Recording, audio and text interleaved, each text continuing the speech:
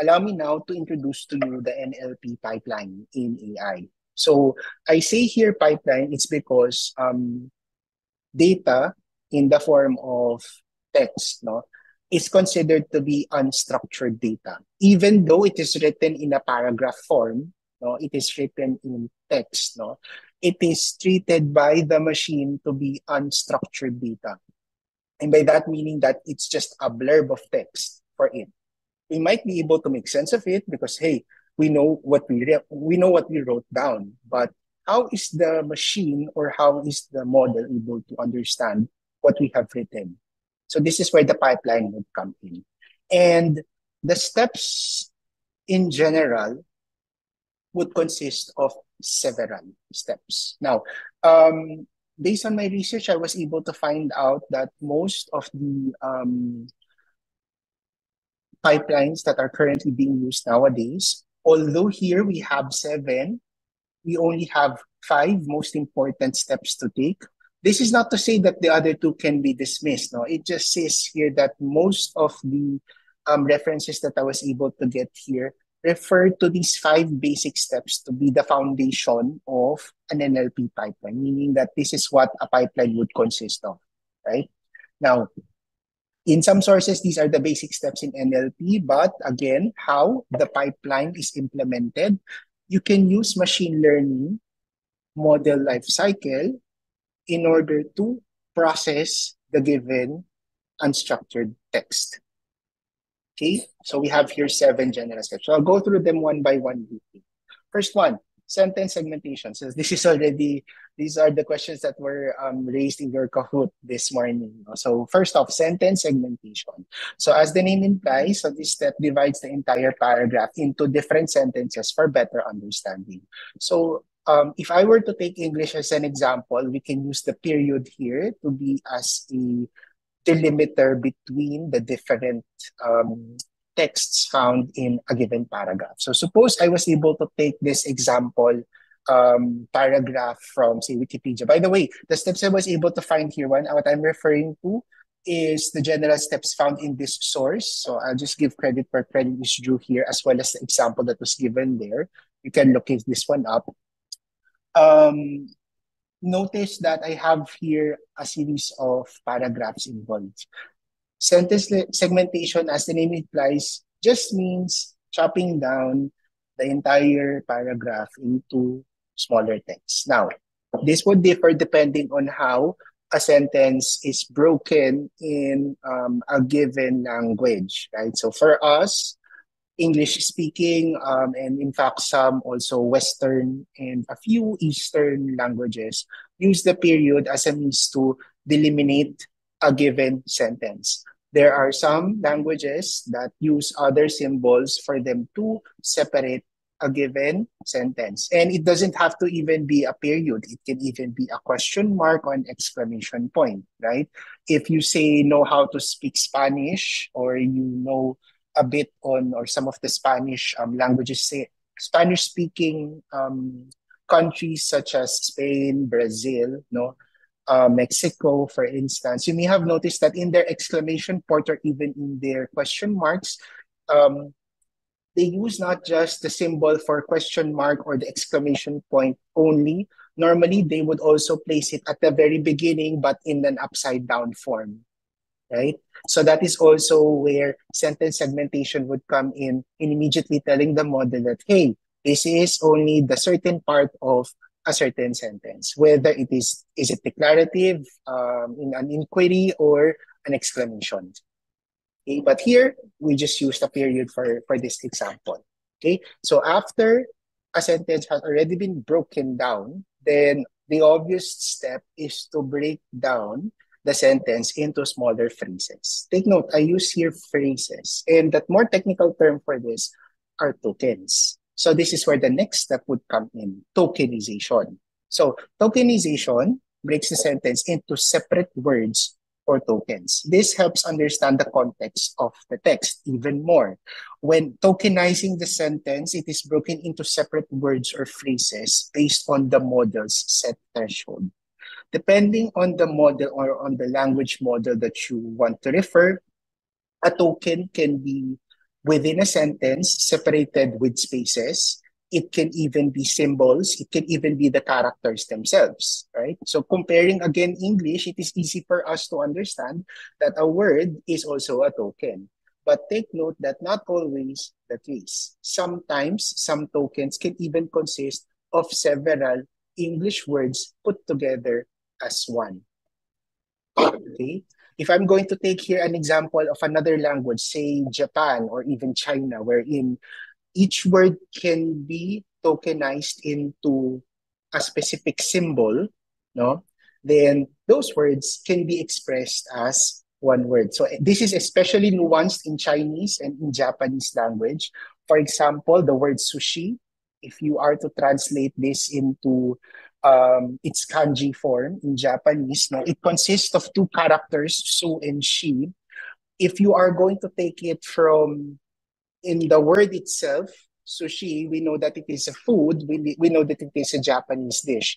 But if you're going to break it, or if you're going to tokenize it based on its character symbols, su and shi, you would get a different meaning for it, right? So that is where tokenization is also important, wherein you set a specific threshold for it.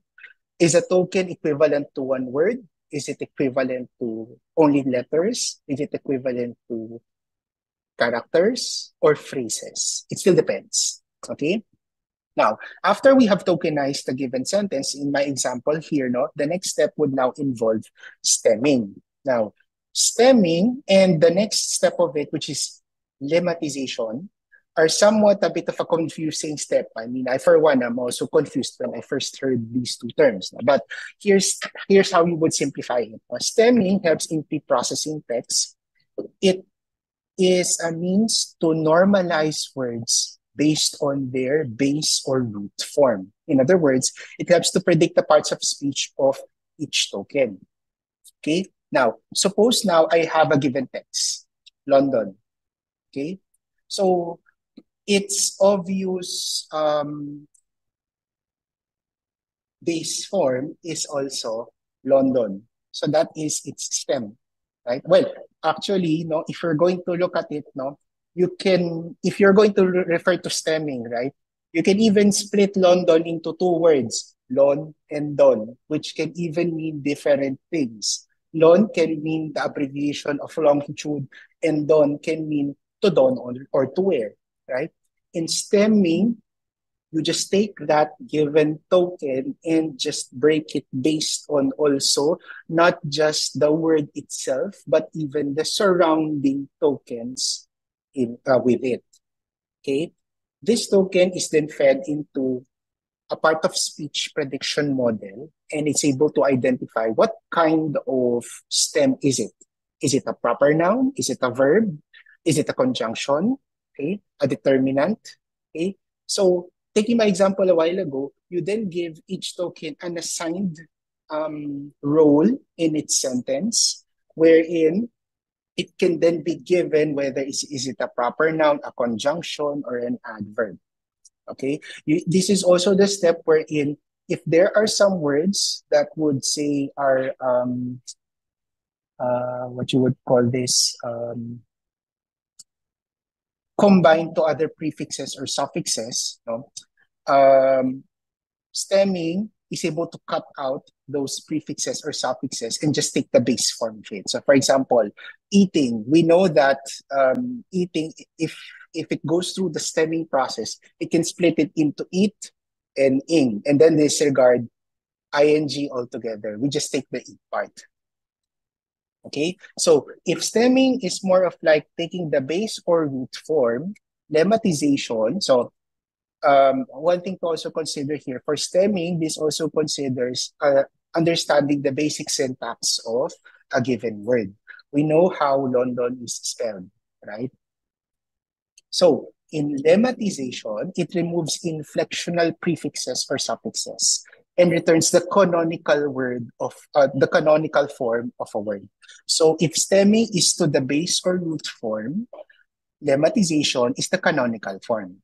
So just to give you an example, let's take the word again for London, right? In lemmatization, it is incorrect to say that the lemma of London is Don or even Lon, right? Because we know that London, its lemma is also London. We know it to be a word or a name of a place, right? So its correct lemma is London. Let's take another word or another token, say capital. Lemmatization, take note, doesn't just mean taking out any prefixes or suffixes. It can also mean the underlying or taking the, again, the semantics or how the context of that word is being used in the sentence. So, capital as a word has different definitions, right? I mean, it can even refer, it can be a noun or it can even be an adverb. But if we're going to take the context of the sentence on how, on the example sentence that I have shown a while ago, we definitely do not want the lemma of capital to be associated to be the adjective form of capital, which can mean the best or the top or supervisor. So we do not want the lemma of capital to be the adjective form. Instead, we want it to be the noun form. Okay? Now, notice also that capital as a noun can also mean different things, right? In a business context, capital can mean asset, it can mean money, but in the government or political context, it can mean metropolis or municipality. So in lemmatization, you also have to consider this. You don't need the word or the context of capital to be referred to as a business terminology. We want it in our sentence to be referred to the political definition of what a capital is, meaning it is a city, it is a metropolis, a municipality, it is a means of delineation of a given group of people or houses. So this is how lemmatization is being applied to. It refers to the context as well on how the word is being used. Now, you'll notice that up to this point as well, majority of the steps that has gone through mostly involves taking the user input and essentially breaking it down into its smaller, most constituent points. Now, this is because you'll notice also that the process itself really does, well, it makes sense that you have to first break it down into its smallest, most unit piece of data before you can even analyze it, right? And that is also where lemmatization would more, where arguably be the last point on where you break down the sentence into its smallest, most understandable units, right? Or the lemma. Now, the next step would now involve filtering out those small chunks or small tokens. No? This is now where stop word analysis would come in. So this is the process of identifying and removing commonly used words with little meaning on their own. Now, this is not to say that we remove everything completely, but the purpose, or this is just a way for the model or for the machine to make sense of which are the more important parts of your data set or of your sentence. Okay? So the process of analysis of SWA, stop word analysis, is removing most of them, conjunctions, prepositions, and articles of language such as the, in, and, of, etc. Right? Now take note that not all of the stop words have to be filtered out.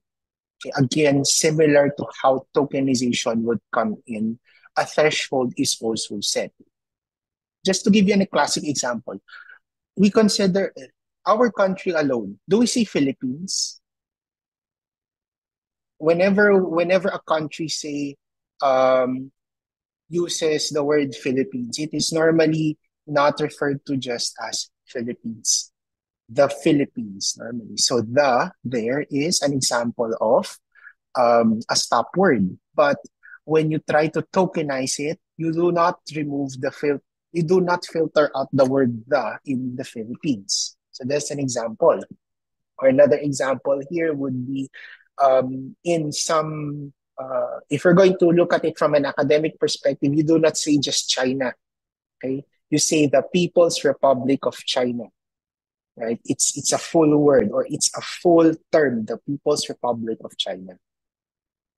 Okay, some countries might even include the word "of" in their word itself, right? Or some also countries or some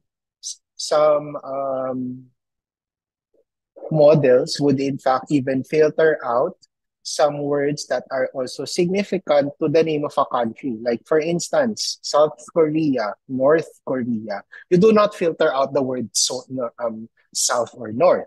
Okay? In states, you do not just filter out North and South Dakota.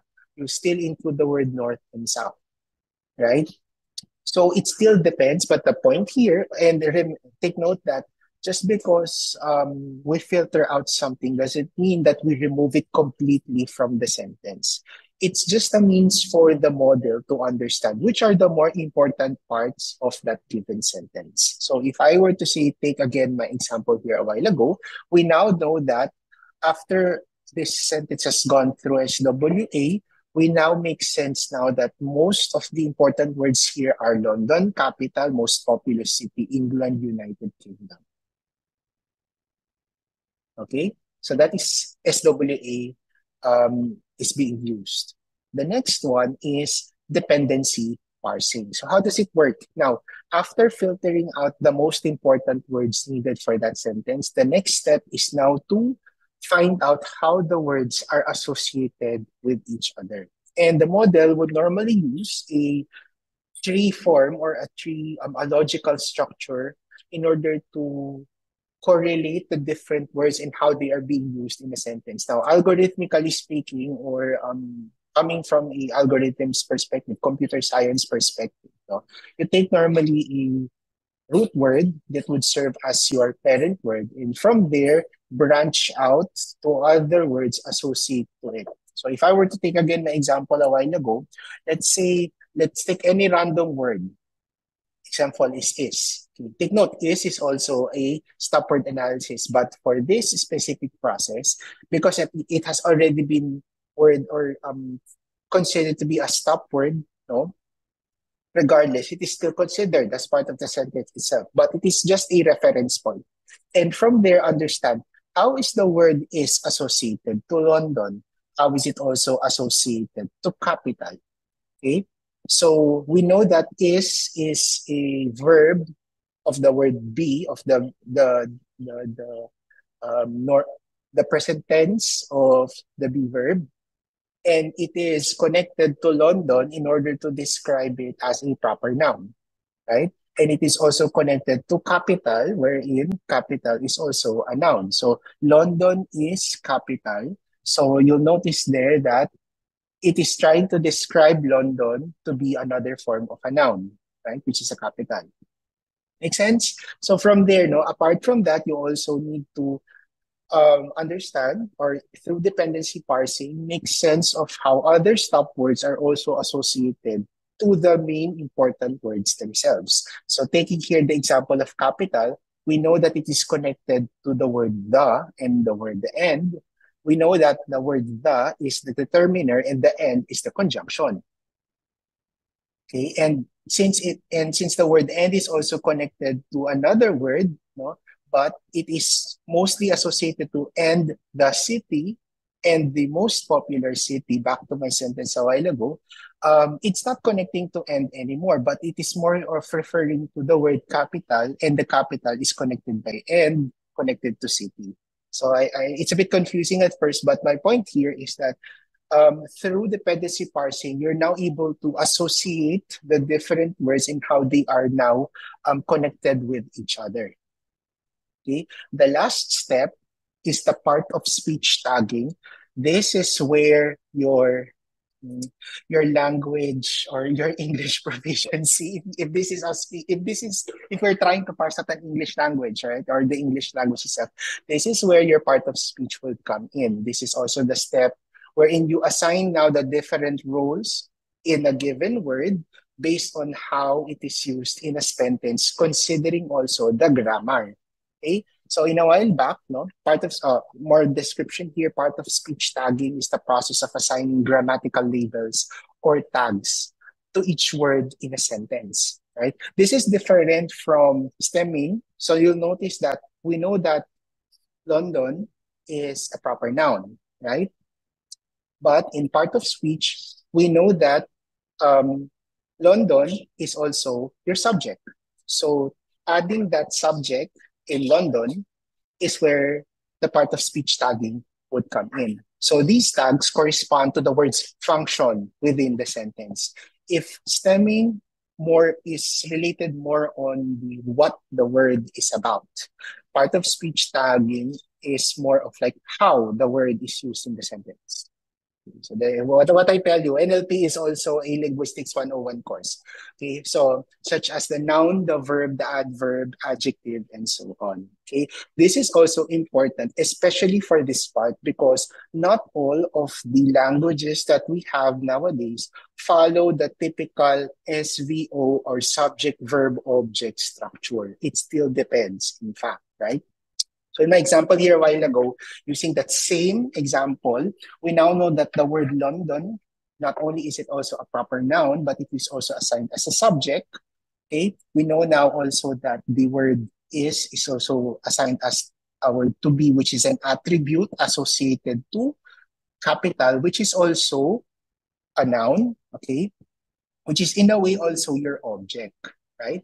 So again, it also depends on the language that is being parsed on, right? Because in some examples, right, I know a bit of Japanese here, so I know that the word or the structure of the Japanese grammar or the Japanese language is not subject, verb, object. It's more of like subject, object, verb.